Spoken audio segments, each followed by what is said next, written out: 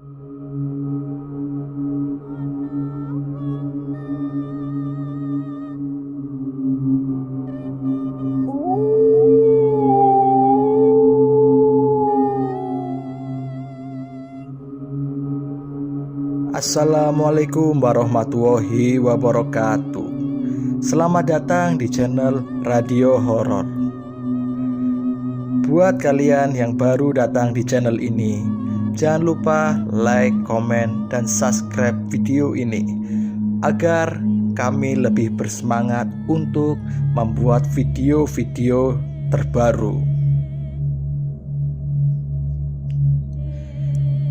Kali ini ada sebuah cerita tentang seorang gadis yang mengakhiri hidupnya dengan gantung diri karena tidak sanggup lagi menanggung beban dari perjanjian keluarganya dengan iblis yang kabarnya masih ada di tanah ini.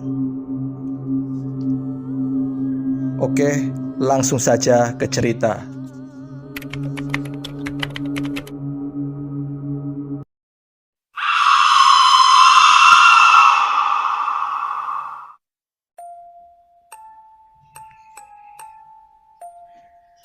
Dia meninggal. Nama itu tidak akan pernah dilupakan di kampung ini. Bukan karena ia seorang yang berprestasi, melainkan karena kematiannya yang dianggap ganjil oleh warga. Bahkan kematiannya sendiri masih dianggap menyisakan misteri hingga saat ini. Lahir di keluarga yang sederhana membuat dia dikenal sebagai gadis ayu kembang desa yang selalu mendapat puja-puji di sana-sini. Namun, malam itu, ketika bulan tak menampakkan diri, ketika suara serangga malam sunyi tak berpelik, terlihat dari jauh siluet seseorang. Dari bawah rumah gedung yang disebut warga sebagai rumah terbesar di kampung ini, yang entah bagaimana keluarga dia yang awalnya bukanlah keluarga kaya raya, disulap hanya dalam beberapa bulan menjadi sebuah keluarga terkaya dan termasyhur. Meski menyimpan tanda tanya besar, namun semua warga tahu ada yang ganjil dari keluarga ini. Kita lupakan sejenak keluarga ini. Di depan rumah Pak Minto lah yang pertama melihat siluet bayangan di kamar atas. Tampak sedang melayang, berayun pelan namun tetap terlihat jelas. Sontak Pak Minto membangunkan seisi rumah dan dilihatlah siluet itu di dalam kamar.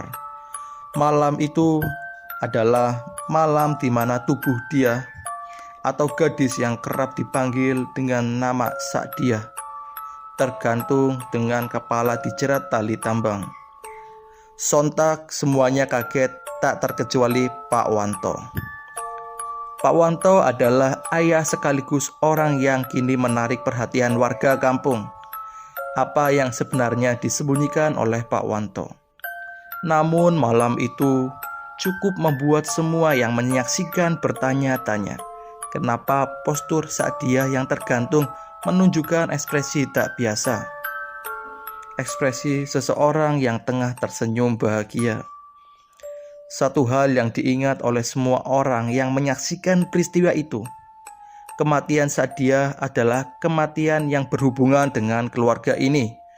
Sesuatu yang dipercaya berhubungan dengan bisikan iblis. Kita akan kembali ke waktu yang jauh ke belakang, manakala cerita ini semua bermula bukan 4 tahun, melainkan lebih jauh lagi, saat Sa'diah hanyalah gadis polos yang tidak tahu tentang apa yang akan menimpa keluarganya. Pak Wanto adalah seorang buruh tani yang menggarap sawah milik seseorang bersama Bu Robiah istrinya. Meski umur mereka tidak lagi muda, namun mereka hidup berkecukupan. Dikaruniai 4 orang anak yang kesemuanya adalah seorang perempuan. Dia, Yuni, Rina, dan Uswatun adalah anak-anak Pak Wanto. Layaknya anak-anak lain, di usia mereka yang saat ini masih tergolong masih sangat muda, mereka bermain dan bersekolah sewajarnya.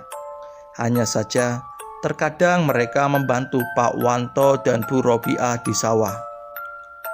Si sulunglah yang paling dikenal warga, karena kebiasaannya pula memanggil Pak Wanto dan Bu Robiah Bapak, Emak, membuat warga pun ikut-ikutan memanggil Bapak, Emak.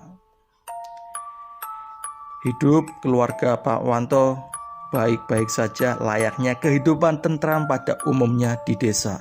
Namun, semuanya berubah ketika Bu Robiah yang kerap disapa Emak mengatakan bahwa beliau hamil tua yang konon menurut orang zaman dahulu, hamil tua adalah pertanda yang kurang baik. Meski begitu, tidak percaya dengan mitos, Pak Wanto dan sekeluarga menyambut hangat calon anak. Sampai di kehamilannya yang ke-5 bulan, Pak Wanto bermimpi didatangi seekor kambing betina hitam. Yang konon kambing ini dapat berbicara dan menyapa Pak Wanto. Hal itu terjadi selama 7 hari berturut-turut. Tidak yakin dengan mimpinya, Pak Wanto tidak bercerita hal ini kepada siapapun, meski ia masih kerap terbayang sosok yang ia temui dalam mimpi. Entah itu kambing atau binatang lain yang Pak Wanto ingat, suaranya tidak seperti manusia normal, sangat halus dan memikat. Di malam kedua, mimpi itu kembali dan kambing hitam itu juga kembali lagi. Kali ini ada yang berbeda dari mimpi sebelumnya. Badan si kambing tampak membesar, seolah-olah ia sedang mengandung. Namun, malam itu ia hanya mendengar satu kalimat, "Jati Apit." Tidak ada yang tahu apa itu jati apit, termasuk Pak Wanto yang sebegitu penasarannya sampai menuliskan dalam selembar kertas. Setelah menjalani hari-hari seperti biasa, ketika pulang, Pak Wanto tertuju pada lahan samping sawah. Di sana berjejer pohon jati. Entah apa yang membuat Pak Wanto yang tiba-tiba penasaran dan mendekati lahan itu. Rupanya ia mengerti maksud kalimat itu. Jati apit merujuk pada pohon jati, maka dilihatlah sore itu Pak Wanto berkeliling lahan jati sampai ia melihatnya. Pak Wanto melihat sebuah pohon tidak terlalu tinggi, mungkin sedadanya, dan pohon itu tumbuh di antara 2 pohon jati yang tumbuh meliuk. Sangat aneh, pikir Pak Wanto. Pohon jati tumbuh tidak meliuk seperti itu. Pohon jati harusnya tumbuh lurus ke atas. Bergegaslah Pak Wanto. Manakala ketika ia mendekati pohon itu, tercium aroma bau kambing yang sengat. Maka Pak Wanto mengelilingi pohon kecil itu. Di dalamnya Pak Wanto menemukan sesuatu kecil, berlendir dan menggeliat. Rupanya ada seekor anak kambing di dalam rimbunan pohon itu. Petang itu Pak Wanto kembali pulang dengan menggendong anak kambing misterius. Pak Wanto tidak tahu apa yang sedang dia lakukan.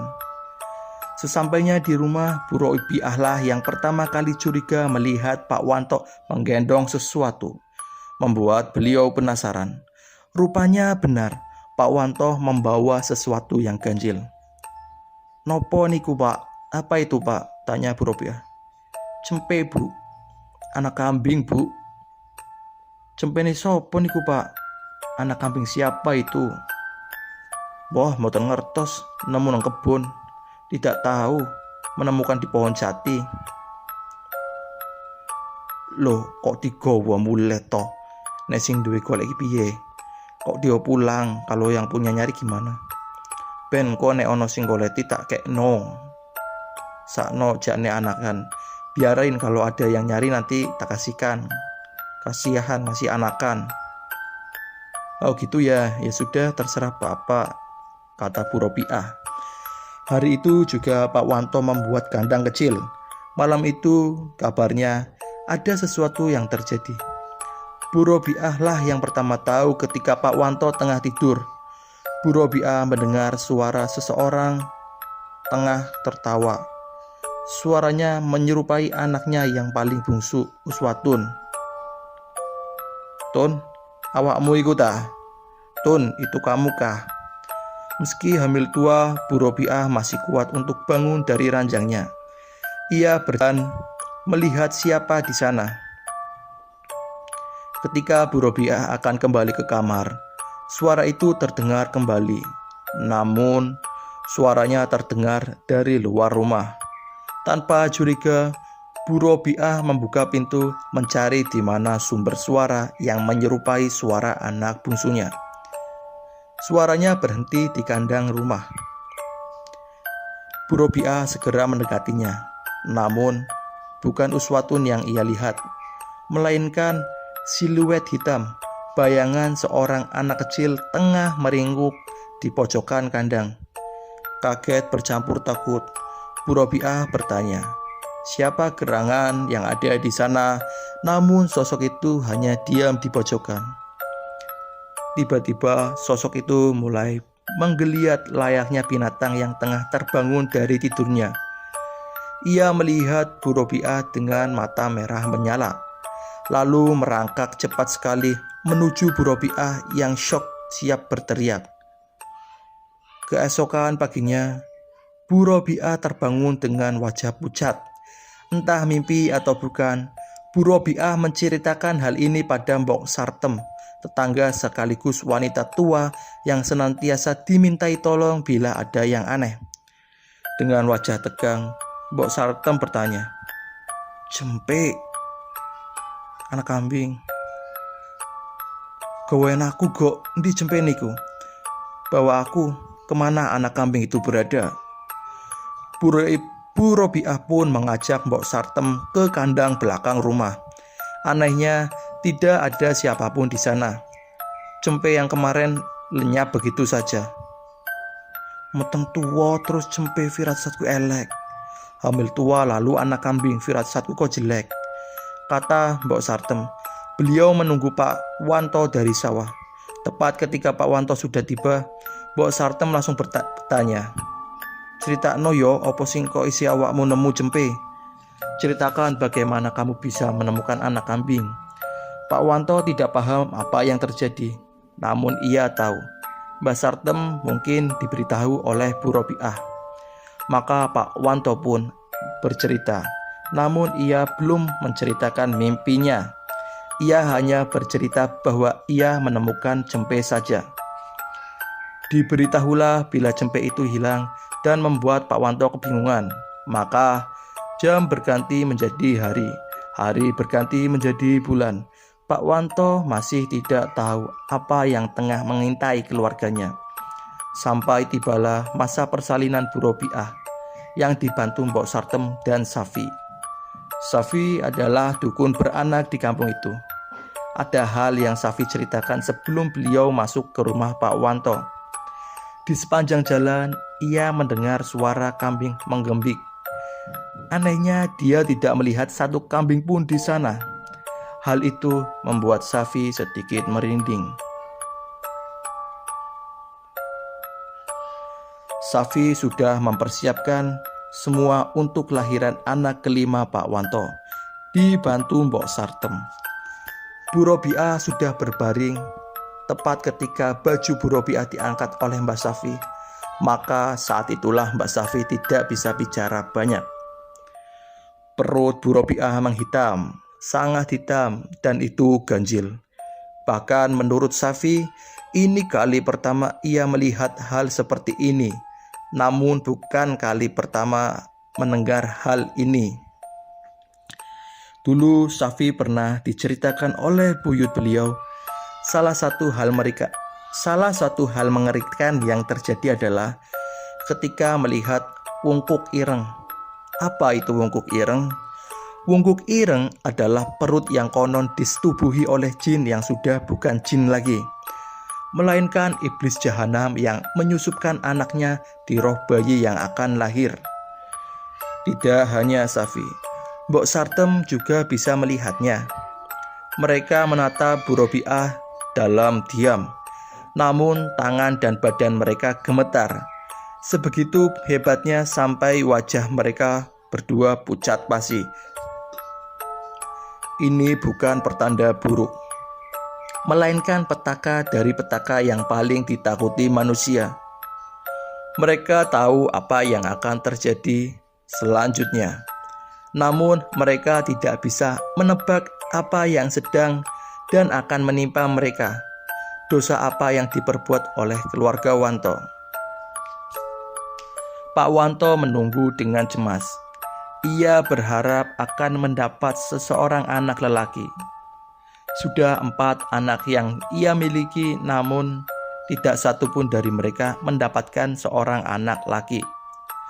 Jadi, salahkah bila Pak Wanto berharap kali ini adalah anak lelaki?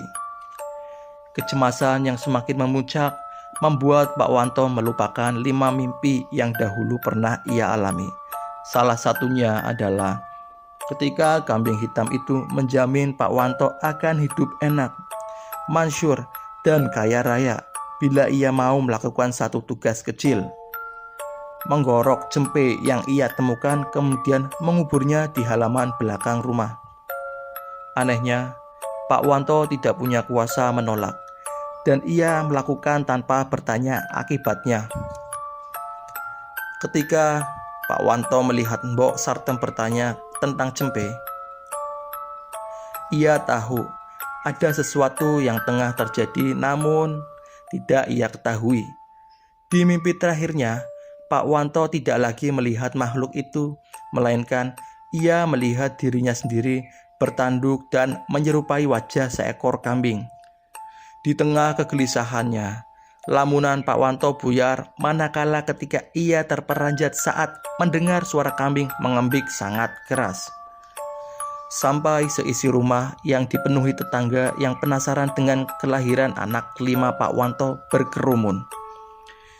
Di desa-desa Jawa Timur, memang hal biasa ketika tetangga berkumpul untuk melihat dan menyaksikan persalinan sebuah keluarga, guna menyemangati dan memberi selamat.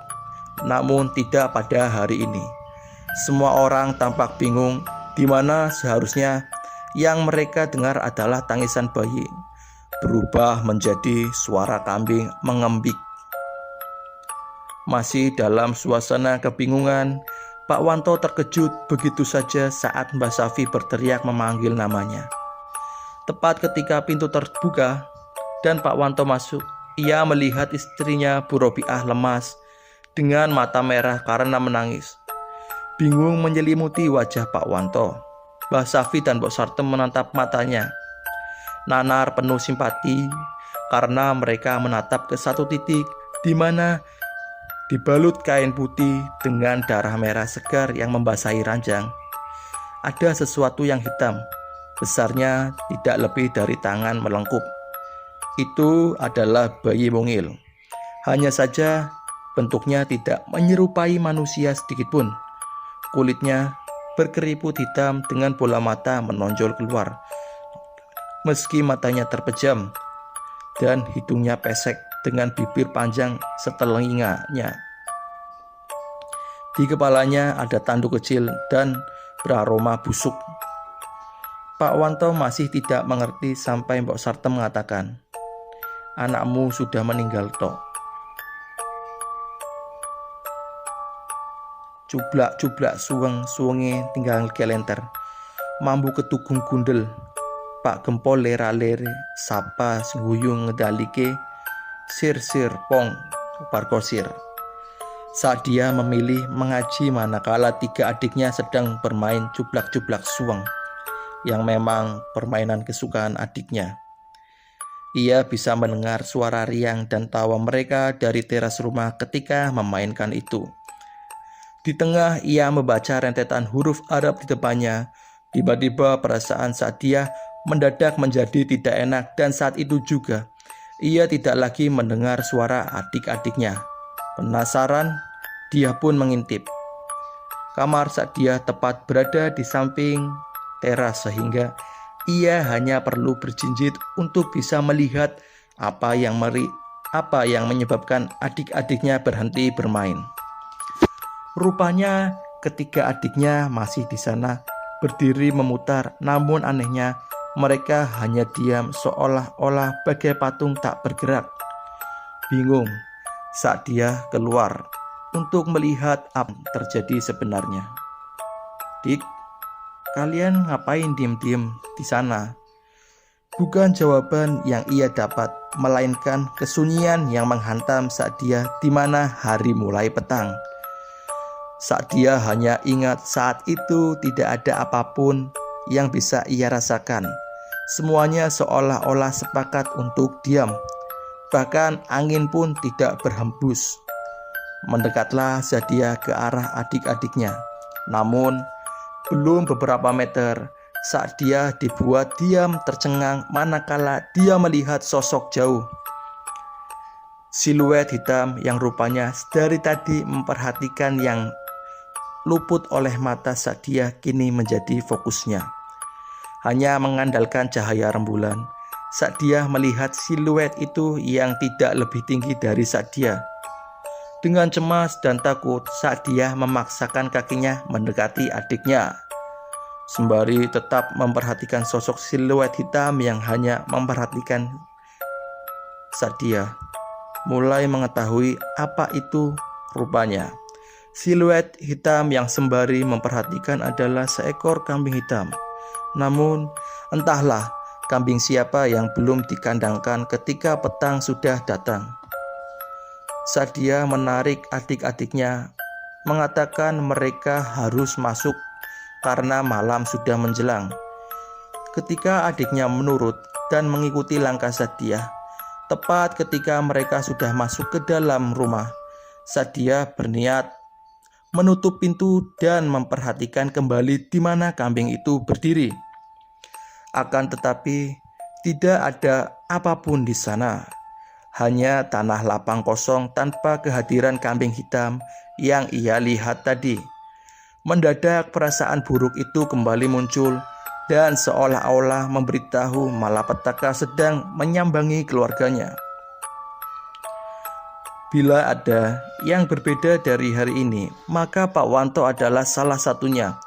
Semenjak kematian jabang bayi yang sudah ia damba-dambakan, yang kabarnya berkelamin laki-laki itu meninggal, Pak Wanto kini menjadi pribadi yang tertutup. Bahkan ia sudah lupa cara menyapa tetangganya. Mbok Sartem dan Mbak Safi sepakat, apa yang ia lihat hari ini tidak akan pernah diceritakan kepada siapapun, bahkan kepada Bu Robiah, istri Pak Wanto yang saat itu pingsan lemas, tanpa tahu apa dan bagaimana ia bisa melahirkan makhluk yang lebih terlihat seperti anakan kambing. Saat itu juga Pak Wanto hanya bisa murung. Sementara Mbok Sartem dan Mbah Safi mempersiapkan perkuburan itu. Disinilah letak keanehannya yang menjadi buah bibir perbincangan tetangga. Hal itu adalah ketika jabang bayi itu digendong Mbok Sartem, kain yang digunakan hitam. Banyak warga yang kebingungan dan bertanya-tanya dalam hati mereka, kenapa kain yang digunakan perkuburan bayi ini berwarna hitam legam, bukan putih